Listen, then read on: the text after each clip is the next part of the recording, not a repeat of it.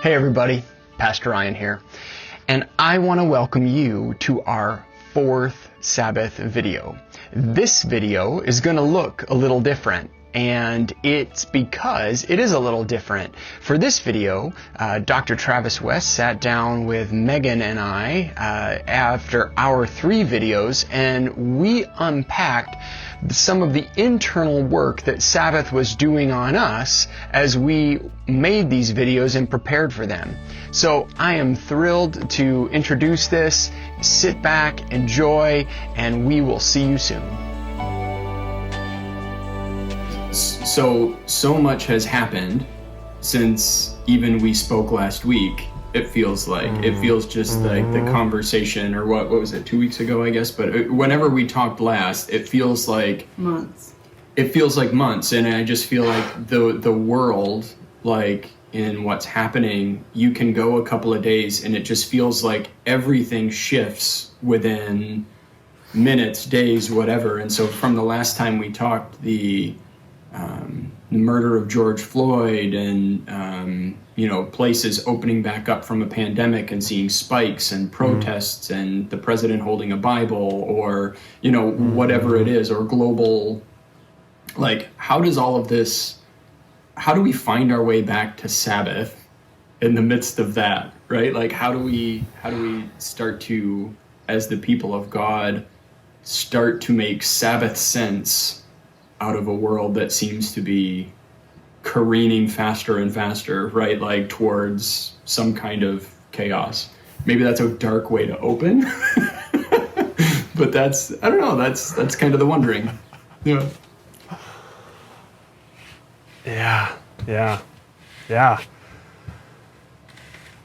Oh man, yeah, it's a really challenging question. Sabbath practice is inherently a part of the long game of discipleship.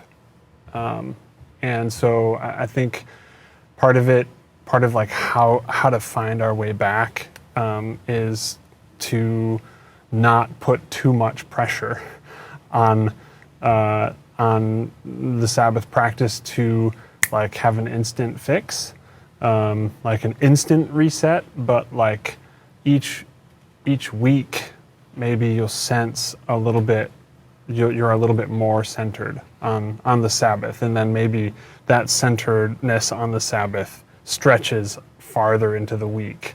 But I think, like, in more specific terms, depending on where people find themselves in this moment, the Sabbath might offer different kinds of practices for people. So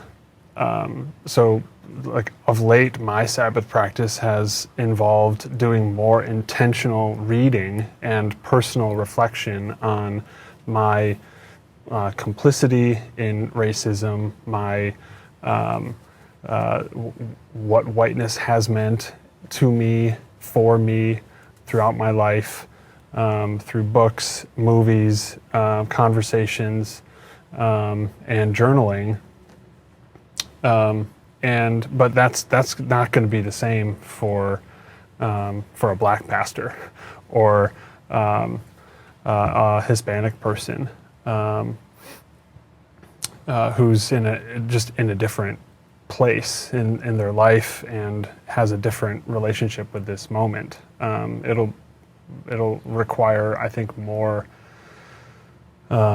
mental health kinds of practices of either connection with people that they love and they trust, with whom they can be themselves fully. It might mean like protesting, and I think that would be the same for people in the white community, absolutely. But so I think it might look different, in other words, depending on where people are at, what the Sabbath can offer. I think the Sabbath is expansive enough to offer different kinds of invitations to different people in different places.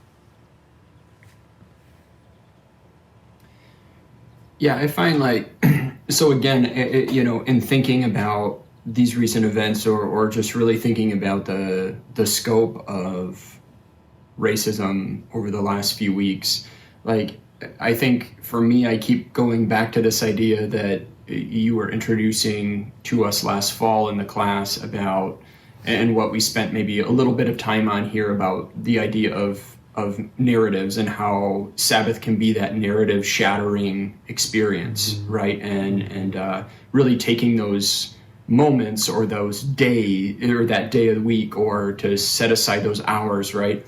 And to do that kind of self-reflective work. It seems like there is some kind of parallel there with a Sabbath practice that seeks to disrupt and expose some of the narratives that have been destructive for us. And there is no more destructive narrative for us societally, or maybe in the United States of America, as that of racism, right? That narrative that says everything that we've done for the last 400 plus years has implicit in it a disparity on how we view people by the color of their skin, right? And there is, so like, Sabbath maybe just has to be, or can be, that disorienting experience in that hour, like you say, that like you give intentional time to dealing with those same sort of narratives, and reminding ourselves, like, how is, right, the triune God inviting us into something so much bigger and more than the destructive narrative of racism, or the limiting narrative of our whiteness, right? Mm-hmm. Yeah, absolutely. My pastor this past week was preaching on the first creation story in Genesis, and talked about the whole creation account itself, but specifically the Sabbath, the seventh day portion, as offering a counter story to the story of our culture. And so one of the like fundamental aspects of the Sabbath, and we see this explicitly in the two versions of the Ten Commandments, of the Sabbath commandment in Exodus and in Deuteronomy, where the Sabbath, the value of the Sabbath, the boundary of protecting the rest of each individual is made explicit, particularly for the people in Israelite society who were marginalized.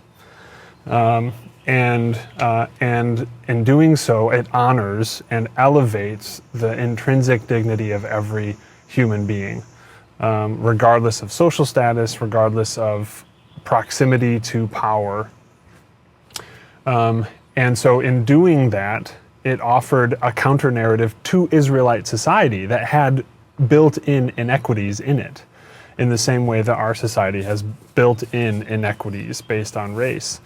And so to practice the Sabbath is to be weekly apprenticed in that value system that honors and elevates the dignity of every person, and to do so in a way that doesn't leave that recognition of dignity and full humanity on the Sabbath, but like draws it into the rest of the week, so that so in other words, the Sabbath is a seed for this sort of social revolution or social reformation. So that as we practice the Sabbath, we're apprenticed in this value system, so that our lives can begin to reflect it more outside of just that one day of the week. Yeah. It's like the narrative, again, that or the thing that I had to learn, really, like, especially over the course of the last fall, is that Sabbath is much more active than what I often give it credit for, right? Gave it credit for, right? Like, Sabbath is this thing, and Brueggemann's book, Sabbath as Resistance, right? Like, the idea that the Sabbath, this rest, is actually a form of protest, of resistance in and of itself, to things that are destructive, that don't see people for their full worth, that don't see, that recognize that the systems that we have are imperfect. There is a non-zero chance that like kids walking in and out of frame or in and out of the room may happen again. So there we are. And we do not have to edit that out. That's just right. COVID Keeping it reality. real. Absolutely. That's life, man. For sure. Yeah. Well, I think related to this is Rob Muthaya is another person who's written on Sabbath, and he has a statement, something to the effect of the rest of any one of us can't be dependent on the work of others, right? So if I can't build my Sabbath on the backs of other people, in the same way that like we built this country on the backs of other people, like to perpetuate that on the Sabbath is actually to capitulate to the larger inequities in our society. And so you resist, or you cease from participating in the economy, of banking. You cease from participating in these various aspects of our society that have built-in inequities as a way of like. So when you're tempted to like go to the grocery store or whatever, go out to eat to the restaurant, you remember that your commitments, your convictions are like a part of this formation process that are trying to get you to live beyond your privilege, particularly for someone who is white like myself and male, so that my like what means rest or delight for me might be going out to eat. I love to do that, let's say. But on the Sabbath, I'm not going to do that because that's forcing someone else to work. And then it's perpetuating this system that doesn't stop. Like the economy can't go to sleep, it can't rest. And therefore the people who make it spin also can't sleep, can't rest. I also think an element to that is recognizing the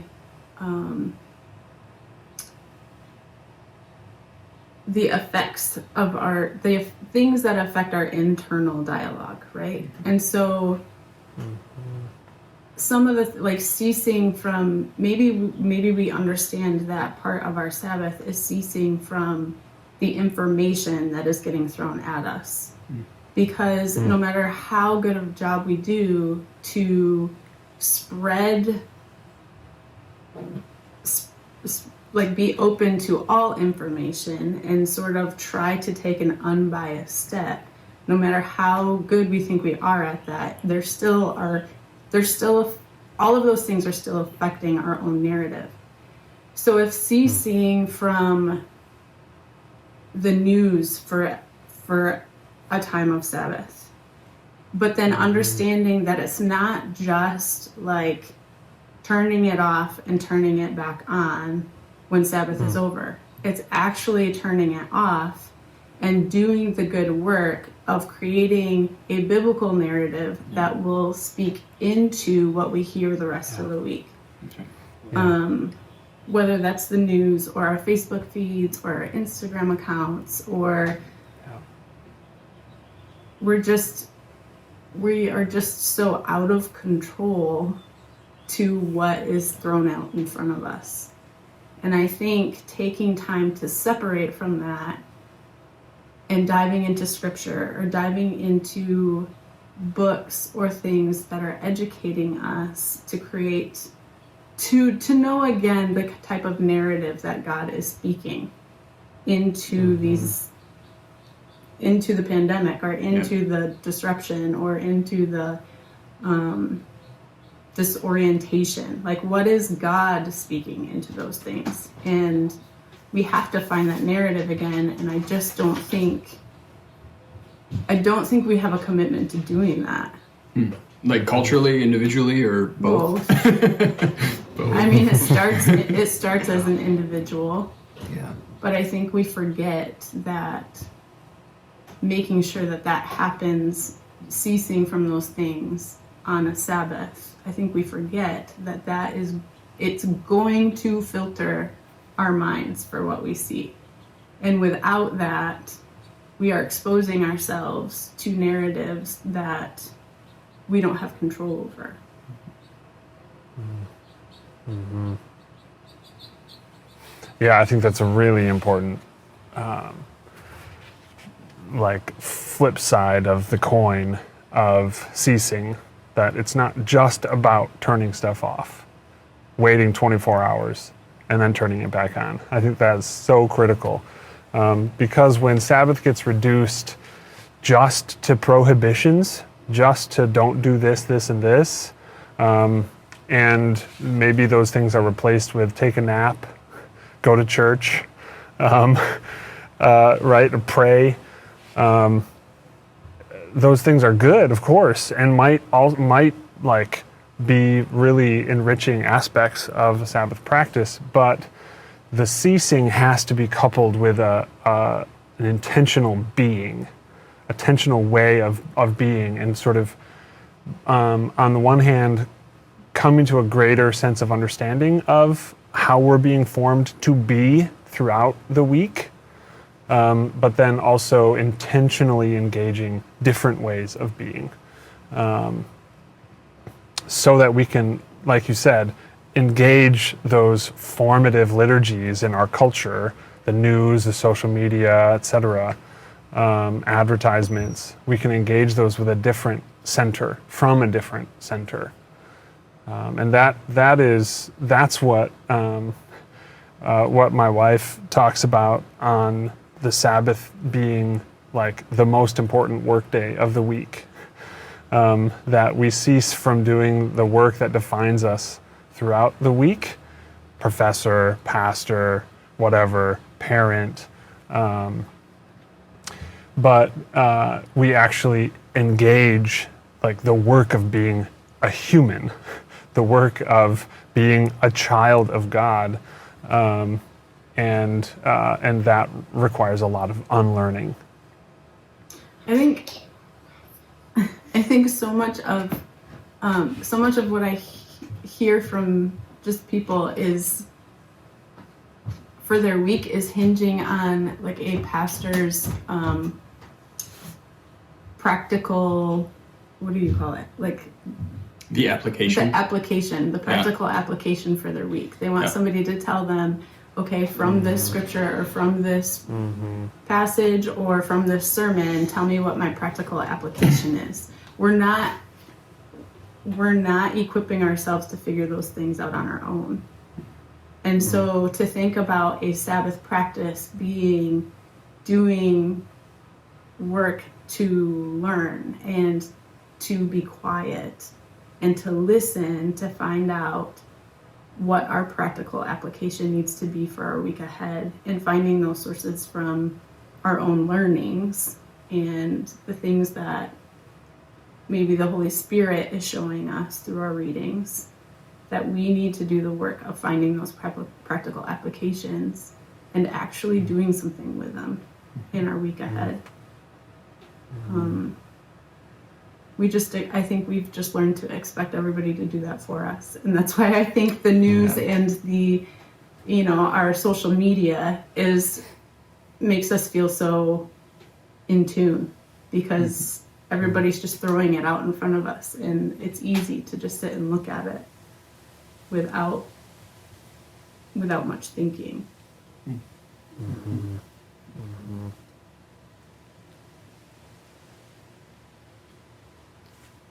Yeah, I think, I know I've shared this story before, but I always carry it with me, right, of when I tried to talk about Sabbath with a congregation a few years ago, I made the mistake of wanting to make a list, and I talked to a rabbi friend who was like, no lists, but I made one anyway, and like that was the thing I got the most flack for, was the list, right? Because it is more than prohibitions, right? Lesson learned the hard way for me.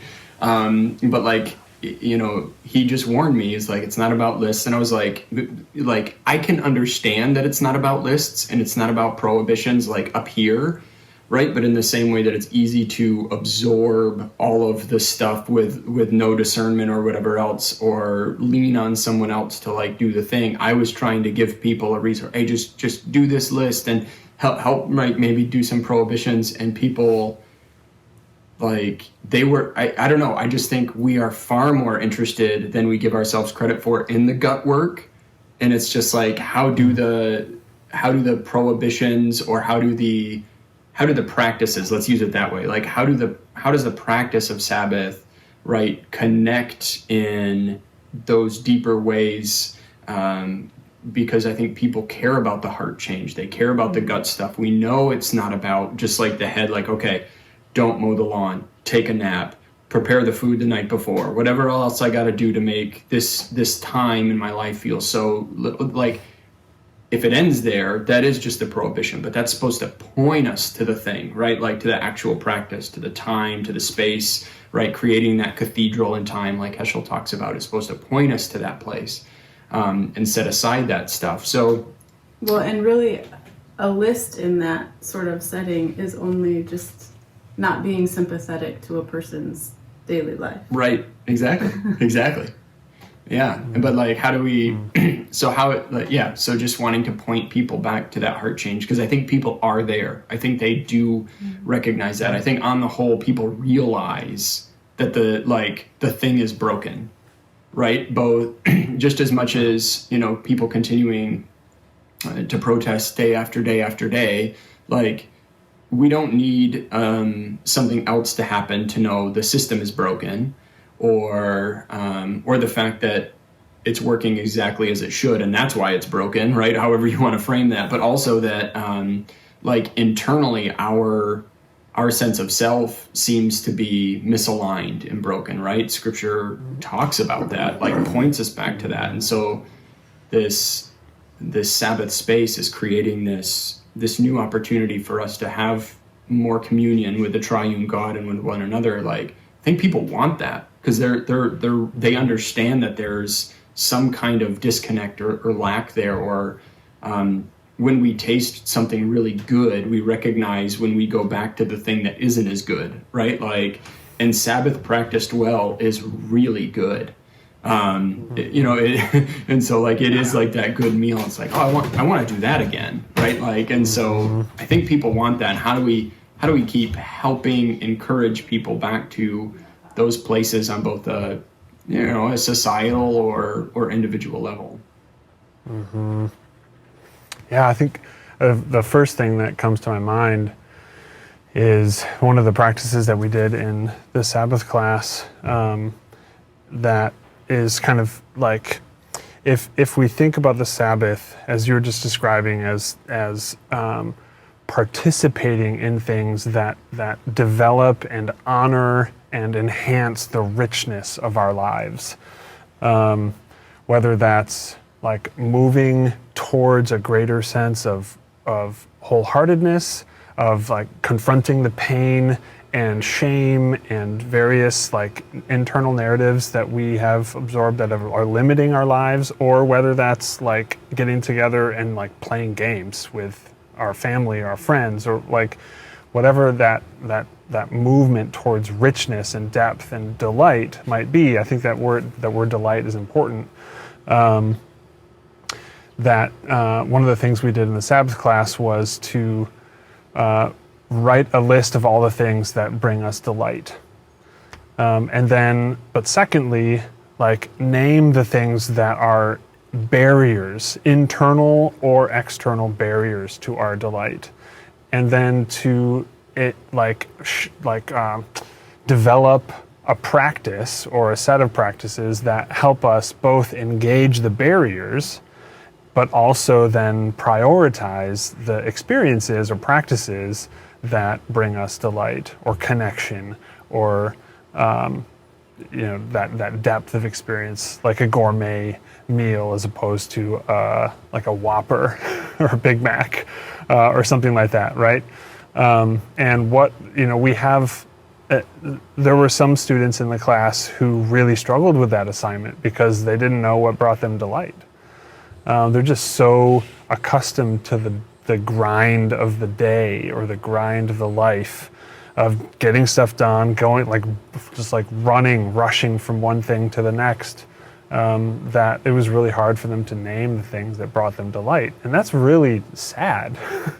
But I think it's also not unique to just our students. I think that we might have a delight deficit in our country and in the world. And I think the Sabbath can be a really powerful resource to increasing the delight in the world. Yeah, I remember that assignment. That was really great. I think one of the things that I noticed about my list going through the Sabbath was the exposure, right? Like of my own stuff, right? Like, so as soon as I make an assignment, listing the delight was the easy part. Like, I delight in lots of things and deeply in lots of things. But it also just like showed me all the fundamental problems, like time. And then like, okay, right? Like that's like right up front, that's a thing. Or, external expectations, right? Expectations that are coming from other people or other places that I just somehow want to live into, right? And it's those kinds of things that I think we can all recognize to an extent. Like even if we name our delight, which can be difficult, I think that's really interesting. We can also quickly see like where the expectations might come from or where the demands might come from, that all those obstacles, how kind of quickly it creates a tension in us, or it did for me at least. It just created a tension like that. So yeah, and on the same lines with, I think, that assignment particularly, for me, I was able to find the things that I delight in. And for me, it's easy to just sort of set other things aside and make sure that I get those things in my day or my week. I have noticed about myself that if I don't have the peace that I delight in, then I can't manage. And so to prioritize those things, to sort of like fill that bucket, so to speak, is a high priority for me, so that I don't run dry by the end of the week or the month. And so a lot of times I'll push things, even important things, out of the way to make sure that is good, because if it's not, I feel the need to disconnect for a long time and that's not healthy either. What I noticed, though, I think, is that none of those things were rooted in Sabbath. Like, I didn't do those things because I was intentionally taking Sabbath or even mini Sabbaths with those things, right? They were just things that I particularly found helpful to me selfishly, but none of them were rooted in a Sabbath mindset. I think a lot of people can resonate with that though. Like that's another thing that I hear that, and I think a lot of people can resonate with that. Yeah, but that context makes a difference moving forward. It has to. Yeah. So right. Yeah. Would you say that there's a distinction then between Sabbath and self-care?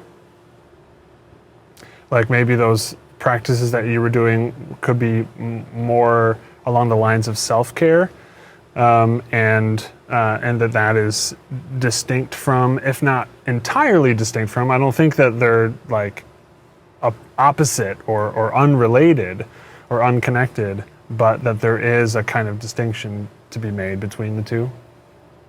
I think my hope is that I can find a way for my self-care to roll out of my Sabbath practice. And the same conversation as earlier, as that all of those things that I delight in find momentum, or they build momentum because I started with Sabbath.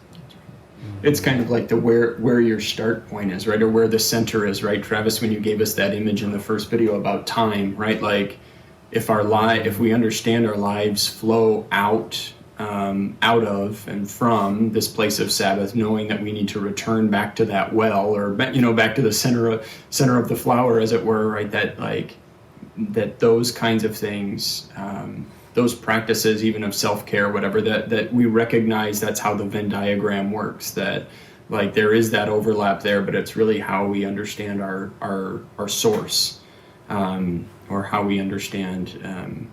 The kind of the center of life in that flower imagery. Yeah, I think so. And also, I think not only the source, but the end, right? What is the purpose of our self-care? Let's say, to continue this example, is it because I'm like so done with these kids or this boss or this coworker or this news story, or like I'm totally depleted, if I don't take a break I'm gonna explode, or is it like a desire to commune with God, but also to kind of posture oneself so that they can enter into the work week, or enter into a relationship, or return to the child or the coworker or the boss or the news story from a different place, and then to bring a different kind of energy into that work space, let's say, that is instead of like perpetuating the animosity between the employee and the boss, that actually like helps to bring about some sense of reconciliation or whatever.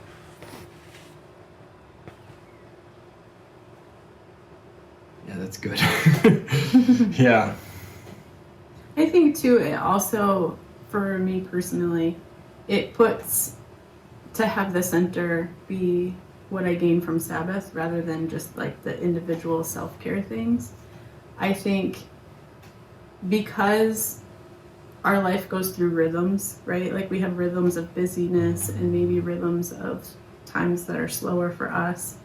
In the time where it's a season of busyness, I think if those like practical self-care things don't find a place in my week or in my day, then since my center and my root is Sabbath, I don't need to be as anxious about those things not happening, right? Like my week doesn't fall apart because I don't get a quiet cup of coffee, right? Like I can recognize, or like I don't have to frantically think, well, I'm gonna have to try to get this in tomorrow. I can remember that I'm rooted differently.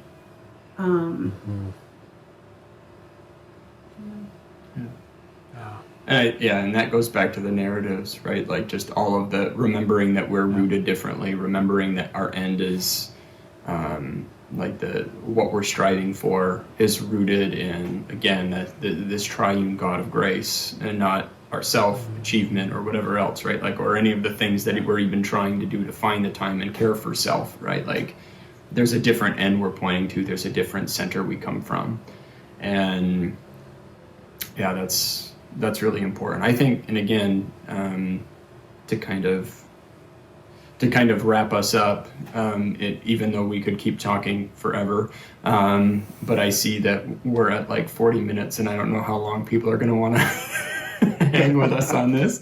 But just like, I think it's even more important, like as we start to talk about the present moment, right? Like and like part of the impetus for us to talk about and sit down together and talk about these Sabbath ideas and come up with the Sabbath videos are because in this present moment, so much feels like it is in chaos, right? And that Sabbath is the way that we can understand time, the way that we can understand our relationship to God, right? That is both a centering and calling back, and a way to move forward towards the end we know that God has for all things, right?